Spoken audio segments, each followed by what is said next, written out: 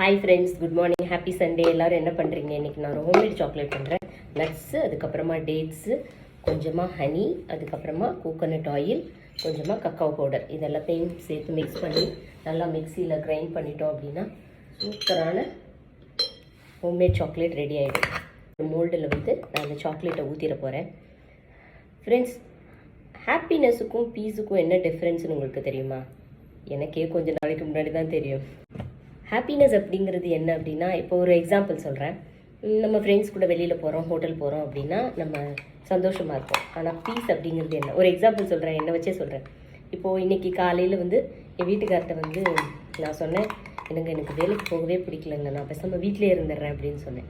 உடனே அவர் என்ன சொன்னார் அப்படின்னா, ஓகே இன்னும் ஒரு 2 இயர்ஸ் பண்ணு, அதுக்கப்புறமா நீ விஆர்எஸ் வாங்கிப்போ அப்படின்னு சொன்னேன். டப்புன்னு எனக்கு சந்தோஷமாயிடுச்சுங்க. ஸோ அப்போ எனக்கு ஒரு அமைதி கிடச்சிது பாருங்களேன். ஒரு 1 hour அதை பற்றி யோசிச்சுட்டே இருந்தேன். நான் ஆக்சுவலாக வேலையை விட்டு போகிறது இல்லை, ஆனால் சொல்கிறேன், அப்போ ஒரு சந்தோஷம் கிடைக்குது பாருங்கள். அதாவது நம்ம என்னவெல்லாம் செய்யலாம் அப்படின்னு ஒரு ஃப்ரீடம் கிடைக்குது பாருங்களேன். அதுதாங்க இன்னர் பீஸ். அது கிடைக்கிறது தான் ரொம்ப கஷ்டம். ஹாப்பினஸ் எங்கே வேணாலும் கிடைச்சிடும், நமக்கு வேணும். ஸோ சாக்லேட்ஸ் எல்லாத்தையுமே மோல்டில் ஊற்றியாச்சு, ஓரளவு எல்லாத்துலேயும் வந்துருச்சுன்னு நினைக்கிறேன். இது ரொம்ப ஹெல்த்தியான சாக்லேட்டுங்க. இது சாப்பிட்றதுனால உங்களுக்கு ஒரு கில்ட் ஃபீலும் இல்லை. ஏன்னா நட்ஸ் இருக்குது, டேட்ஸ் நிறையா இருக்குது, கோகோனட் ஆயில் இருக்குது, அதுக்கப்புறம் கொஞ்சமாக ஹனி இருக்குது. ஸோ இதை எவ்வளோ வேணாலும் நம்ம குழந்தைங்களுக்கு கொடுக்கலாம். ஸோ சாப்பிடும்போது ரொம்ப திருப்தியாக இருக்கும். ஸோ ஃப்ரிட்ஜில் வச்சிட்டோம் அப்படின்னா ஒரு 1 hourல சூப்பரான சாக்லேட் வாங்கிக்கிறேன். ஓகேவா? தேங்க்யூ.